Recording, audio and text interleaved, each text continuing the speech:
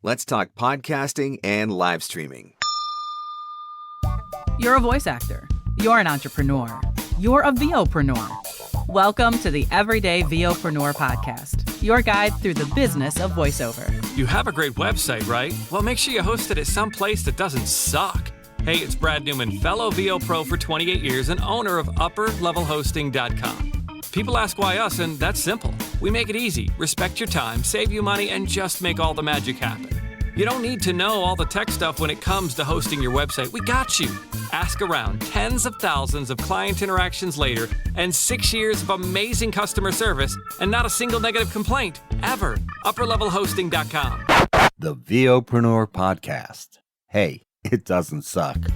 Not as funny as Conan. Not as cute as Seth Meyers. Not as smart as Colbert. But he's one of us, and that counts for something. Here's Mark Scott, the original Everyday VOPRENEUR. Hello and welcome to the Everyday VOPRENEUR podcast, your guide through the business of voiceover. I'm Mark Scott, the original Everyday VOPRENEUR, offering up some more actionable, practical advice in what will be the final installment of the Tools series. I've really enjoyed being able to bring this series to you, and feedback for it has been pretty positive. Everybody's curious about the different tools that I'm using to run my voiceover business day in and day out, and so hopefully the different things that I've shared over the last number of episodes has been helpful to you. Just before we get to this week's episode, I want to remind you that Voiceover Marketing Playbook version 3.0 is coming. I am so excited about this one. Even as I'm working on this podcast, I'm getting closer to finishing the update on the course and can't wait to deliver the content to you. If you need help with your voiceover marketing, this is the course that is going to help you. It is a step-by-step, easy-to-follow video course that is going to teach you how to find your own voiceover leads, build your own client base, and become the consistently working voice actor that you want to be. Playbook is going to be available from April 11th through the 20th, 2023. Again, fully and completely overhauled and updated for 2023. You'll be able to find the details at voiceovermarketingplaybook.com. That's voiceovermarketingplaybook.com. Actually, while I've been working on Playbook, some of the tools that I mention in this episode have been helping me to put together Playbook 3.0. I want to talk to you today about podcasting and live streaming, which are two different things that have become an integral part of my business. And I know that there are a lot of voice actors out there doing podcasts. It's always a pleasure when I get invited to be on one of them. Maybe you're thinking about starting a podcast for yourself. And I know that YouTube is a pretty popular platform. You know, there may be one or two people that are on that website and using that platform. So it might be a place worth thinking about spending a little bit of time. So I wanted to talk just a little bit about some of the hardware and software that I'm using, both for my podcasting and for my live streaming. So let's start with podcasting. I've already talked about my studio, so you can go back and revisit the studio episode of the Tools series, and I'll link that in the show notes if you want to find out a little bit about some of the equipment that I'm using in my studio. But I do get asked about what I'm using to host my podcast. So I settled on Podbean a number of years ago. If for no other reason, then I actually reached out to Paul Stefano, who is the host of the VO Meter podcast, and said, hey, where are you hosting your podcast? And Paul said, Podbean. And I was like, all right, well, if it's good enough for Paul, it's good enough for me. And so I researched some of the different platforms a little bit, but Podbean seemed to have everything that I needed. And so that was ultimately where I decided to go. So that is where the actual episodes get hosted. From Podbean, they then get distributed to all of the various and assorted platforms: Apple, Spotify, Amazon, my own VOPRENEUR.com website, whatever. And one of the reasons why I really liked Podbean is because it made that process really, really easy. So if you are thinking about creating a podcast and you are looking for a good place to host it, I would say that Podbean has been really good for me. Now, there are some other different options that are out there that are available. Some of them are probably a little bit lower cost than Podbean, but it does have a lot of nice features that are built into it. Some great analytics. Like I said, it makes distribution really easy. It makes embedding your podcast onto your website really easy.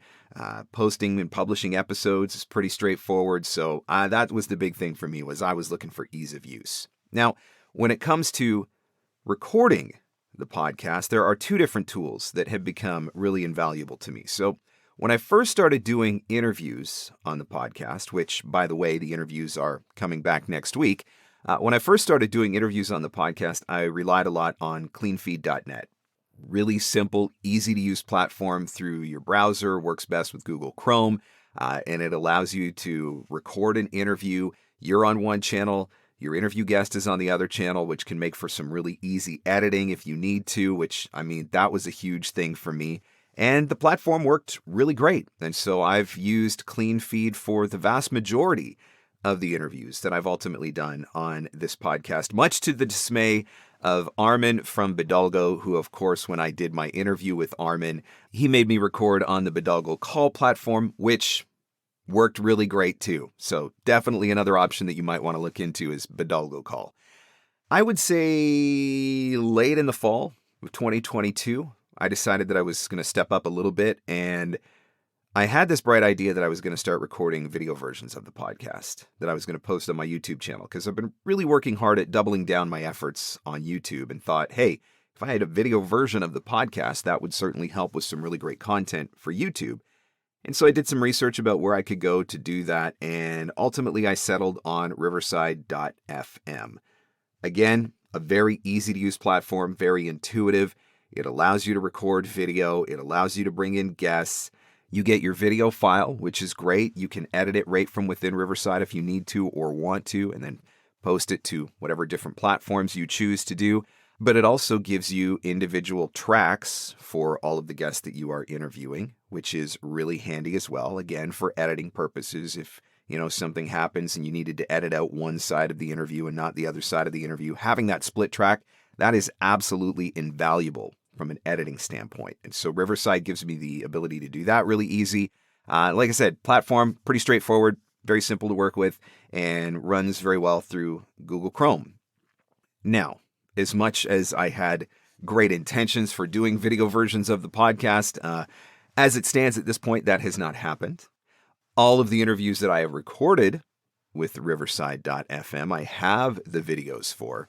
I've just never actually had the time to sit down and do the video versions. So maybe that will be something that comes one day in the future, maybe not. But in the meantime, just having the ability to record split track with multiple guests is an advantage, because I do have some ideas for some episodes where I might like to have more than one guest. And so CleanFeed, with the free version of CleanFeed anyway, it only allows you to record one additional split track. So host on one track, all guests on another track. So I could bring in multiple people, but if, let's say I was interviewing 3 people, all 3 of them would be on one track. As opposed to if I bring them on Riverside, I'm on a track and each one of the 3 guests would be on their own individual track as well, which again, from an editing standpoint, makes life a breeze. So Podbean for the host, Riverside.fm for recording, and then CleanFeed.net is my backup, and of course Bidalgo Call is always there if I need it. So those are the main tools that I am using for the Everyday VOpreneur podcast. And recently, I started working a little bit with an editor as well, which was always one of the goals, was to be able to get to work with an editor because, well, as I said before with the video side of things, I just don't have as much time as I need to do all of the things that I need to do. And so being able to work with an editor has been kind of nice. And so that's something that I think as any podcaster is always a goal to move towards, is being able to bring an editor into the mix to gain back some of your time so you can focus on the aspects of the podcast that you're really good at, like maybe planning out your episodes, planning out your interviews, all of that sort of stuff. I do keep a spreadsheet. It's in Numbers. I'm a Mac guy, that I map out all of my episodes for the year, so that's very helpful as well. And I track all of my podcast episodes from a project management standpoint in Asana, and I talked about that in an earlier episode of the Tools series where I talked about my tools for time management, so I won't go into that too much here. So that's the podcasting side of things. Then we flip over to live streaming. I have been doing Free Advice Friday for, I don't even know. I've been doing Free Advice Friday for quite a while, but it originally started in my Facebook group, in the VOPRENEUR Facebook group. There are 2 things that changed my approach to Free Advice Friday in the Facebook group. The first thing, which I'm sure many of you will be aware of, I've talked about this before, was when I kept getting put in Facebook jail. And it seemed pretty obvious that somebody was doing it maliciously and intentionally to try to get me banned. because I wasn't doing anything wrong, and ultimately Facebook realized that, and they brought me back. But I went through a stretch where I was consistently getting banned for a week at a time, and that lasted 4 or 5 weeks, and so I was not able to do Free Advice Friday in the Facebook group, which was really frustrating. So that's when I started looking at other options. The other thing was, as much as Facebook tells you that they want video on the platform and they want live streaming on the platform and all of that sort of fun stuff, they do not give a lot of organic reach to live streaming. And so I had 5,000 people in the VOPRENEUR Facebook group, and sometimes only 5 or 6 people were watching the live streams. And it used to be a lot higher, but as it went on, it was less and less and less. And maybe that's just a product of the content, and maybe people just aren't interested in Free Advice Friday. I mean, I suppose that's a possibility, but it felt more like this was just a product of Facebook continuing to squash organic reach. And so that was another reason why I was looking for an alternative. And so ultimately, I decided that I was going to flip over to YouTube. And I have enjoyed live streaming on YouTube, and the feedback that I have gotten from people who do watch and participate in Free Advice Friday is that YouTube is actually a better platform for it as well. So great. So I'm going to double down my efforts on YouTube. This was a decision I made last fall. I started watching a lot of YouTube videos on live streaming and ways that I could improve my live streaming setup, ways that I could make it look more visually appealing, make it sound better, all of that sort of stuff. And on Black Friday last year, Black Friday 2022, I spent a lot of money. I had some interesting conversations with my wife because I probably spent almost $4,000 on equipment to be able to do YouTube live streams. And so try justifying $4,000 in equipment to do YouTube live streams that are Free Advice Friday. So literally spending $4,000 to provide free live streams on Friday afternoons on YouTube. It seems kind of ridiculous, but at the same time, I was having fun. And I know that the quality of those live streams has gotten better. Those investments that I made to improve my live streaming capability are what allowed me to be able to do things like bringing guests on to Free Advice Friday, which has become a popular feature of Free Advice Friday. And certainly it's helped me to improve the visual look of Free Advice Friday and improve the audio quality of Free Advice Friday as well. So there were some things that I purchased in order to be able to make that happen. So these are not things that I would say are essential for anybody that wants to do live streaming, but people do ask about the setup. And so I wanted to share with you what I had so that you could think about it for yourself. And maybe some of these tools will be things that you ultimately add into the mix. So let's start with the software, because that was the first thing that I bought. A lot of people talk about OBS. Maybe you've heard of OBS before. Maybe you've used OBS before, but it is software that allows you to do live streaming and do switching and change cameras and scenes and all of that sort of stuff. And I attempted to play around with OBS, but I found it really clunky and confusing. And maybe that's just me, because I know that it's insanely popular. I just didn't find it to be the most user-friendly software. And so I went off in search of something that maybe was a little bit more user-friendly. And that is when I discovered Ecamm Live. Now, that is Mac-only software, but it is stinking amazing. So if you have watched any of my live streams since Thanksgiving, basically, and that includes the 12 voiceover gifts of Christmas, every Free Advice Friday, you have seen what Ecamm Live is capable of. Thinking of the 12 voiceover gifts of Christmas, lots of different backgrounds, lots of different scenes, adding in things, having Joe Cipriano appear on the show, Marissa and Vanessa doing their song in the show, Santa Claus made a special appearance on the show, all of these sorts of things were made possible through Ecamm Live, which is really, really sweet streaming software. And so that was the platform that I decided to set on. But here was the problem. Once I made the investment in Ecamm Live and actually started playing around with it and having some fun, I was like, ooh, this is really fun, and this has a lot of potential, and there's a lot of capability in this platform. I should probably buy some other stuff so that I can improve all the other aspects of my live streaming capabilities as well. And so that was when I went on a little bit more of a bigger shopping spree. So I purchased a Rodecaster Pro 2, mostly, and I'm not afraid to admit this, not ashamed to admit this, mostly because of the blinking lights. It's got a lot of really fun lights on it. I probably didn't need the Rodecaster Pro 2. Don't let my wife hear me say that. I've got, how many different interfaces do I have in here already from changing my interfaces over the years? But again, if you look at that thing and if you look at the lights on it, oh my gosh, it looks so much fun. And so I did decide to add one of those into the mix for an audio interface strictly for my live streaming, and I use it on my Zoom calls as well. So it is not in my studio. It is not in the booth, I should say. And so along with that, I also picked up a Rode Procaster, which is the microphone. You've probably seen that microphone. I had my HyperX Quadcast, which was the microphone that glowed orange. A lot of people commented on that from videos that I've done in the past, live streams that I've done in the past. It sounds okay, but it wasn't quite what I was hoping for. And so that was where I ultimately decided to go with the Rode Procaster, combined with the Rodecaster Pro, which gets really confusing, by the way. Those two things I think sound great. And so that made a huge difference in the quality of the sound on my live streams, or at least I think it made a huge difference in the quality of the sound on the live streams.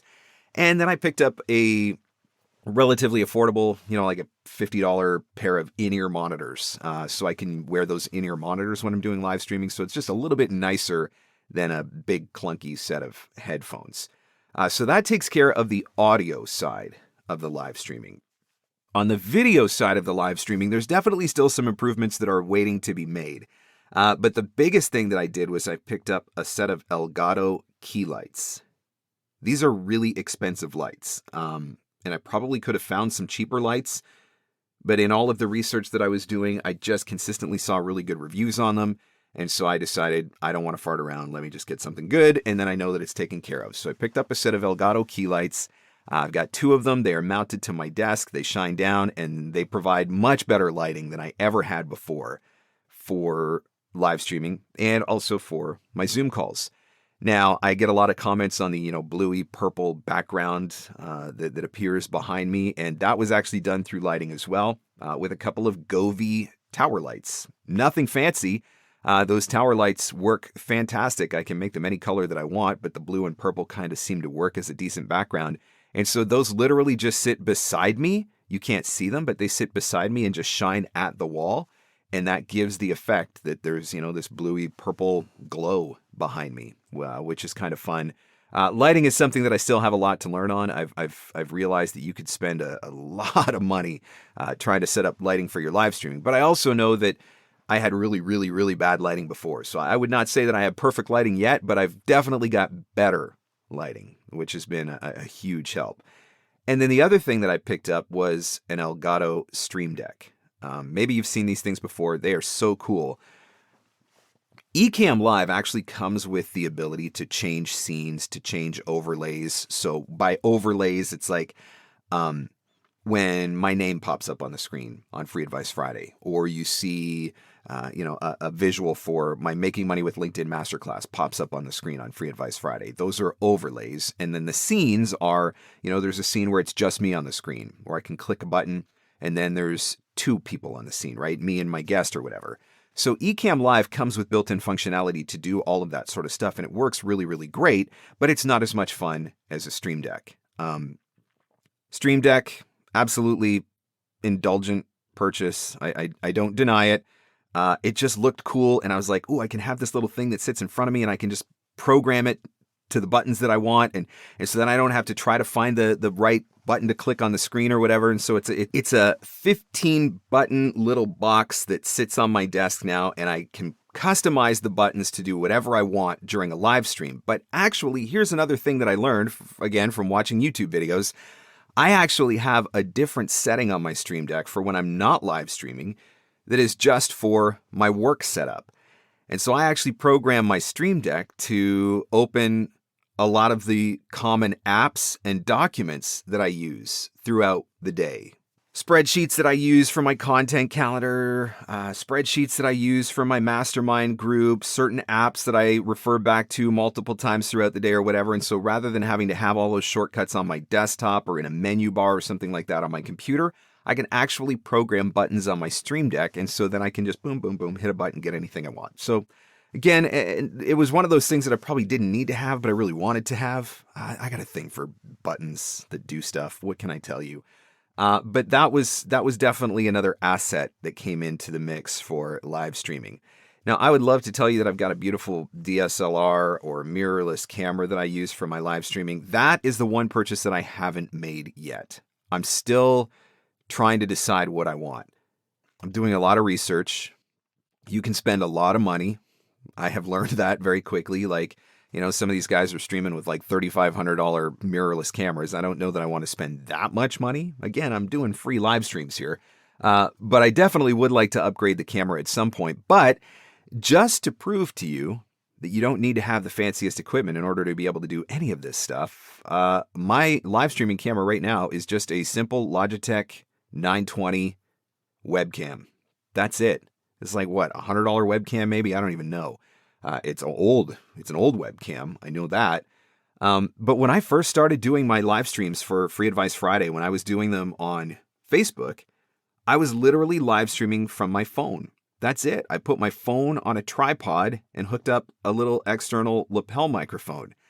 And then eventually I added a ring light into the mix. And so now my phone sat inside of a ring light and I used an external microphone. And I did Free Advice Friday like that for years. And so I just say that to say it's nice to be able to upgrade over time, but it is not necessary to have all of the fanciest equipment in the world in order to be able to do a live stream. So I think that sometimes we let those barriers become the excuses that hold us back from taking steps that we'd really like to take. If you are interested in doing live streaming for whatever reason, you don't have to have a Rodecaster Pro 2. You don't have to have Elgato key lights. You don't have to have Ecamm Live in order to get started. I started with my phone. That was it. And even now, I'm still just streaming with a webcam. It was more important to me with the initial upgrades that I got my sound right. And then, I can always improve the video later. And I don't think at this point that anybody would ever say, watching one of my Free Advice Friday live streams, Mark, your camera's too crappy. I don't think anybody would know the difference. This is the setup that I used when I did my webinar, my Home Studio Basics webinar with Uncle Roy. And I am actually planning on doing more free webinars like that on YouTube for 2023. And so this is the setup that I'm going to be using to do all of this stuff. And so, it doesn't have to be super fancy, but it is nice to be able to upgrade over time. So there you go. If you are thinking at any point of adding podcasting or video live streaming into the mix, those are some of the pieces of equipment that I'm using. So again, it's podbean.com for my host for the podcast. Riverside.fm is what I'm recording my interviews in. But you could use CleanFeed, which is free if you wanted to use that to get started. And then for my live streaming setup, Ecamm Live, which I absolutely love. And if you are a Mac user that wants to do live streaming, Ecamm Live is something that you have to check out. It's just crazy how much that software will let you do and how easy to use and intuitive I found that software to be. Not to mention the fact, of course, that anything you need to know and learn, you can certainly find by watching a YouTube video. Then there was the Elgato key lights and the Govee tower lights for some extra lighting and a little bit of ambiance. My Elgato Stream Deck. And then the Rodecaster Pro 2 is the interface that I use for my streaming, and the Rode Procaster is the microphone that I use for streaming. And then just a pair of in-ear monitors, which actually those have become one of my favorite things. I use those in-ear monitors for a lot of stuff now, just because, when you're doing a lot of Zoom calls in particular throughout the day, I might do 8 different Zoom meetings in a day for coaching sessions with voice actors. I don't want to have to wear headphones all the time. I find it very uncomfortable after a while. So those in-ear monitors actually work really great. As always, with any of these Tools Series episodes, if you want to see any of the equipment that I have talked about, everything will be linked for you in the show notes, so you'll be able to check that out. And this concludes the Tools Series. I'm sure there are probably some other episodes that I could have created, but, maybe it's something that we'll revisit later on. Maybe I'll do it over the course of the summer or something like that. But for now, these are some of the essential tools that I'm using to run my voiceover business. And so I hope you've enjoyed these episodes and maybe picked up a tool, a resource, an app, a service, or something like that that's going to help you as you move forward in your voiceover business. If you've enjoyed this episode, if you've enjoyed the Tools Series, if you've got a tool that I need to use, if you've got some other cool thing that you're using for live streaming or podcasting. I would love to hear about it. So take a picture, post it in your Instagram stories, and make sure that you tag me at Mark Scott. Thanks so much for listening, and I'll catch you on the next one. The Everyday VOpreneur Podcast. Available everywhere fine podcasts are given away for free. Mostly, we think. Having your voiceover demos easily playable and downloadable on your website is essential. The VoiceZam player lets you do that across any device and browser. There are also options for adding play buttons in your email signature, tracking your listens, and even putting videos in your demo player. Sign up now at voicezam.com/MarkScott and receive an instant $25 credit. For full details and to claim this offer, visit voicezam.com/MarkScott. And scene. And that's a wrap. Thanks for hanging in. Thanks for hanging out. Want more VOpreneur goodness? Jump online at VOpreneur.com.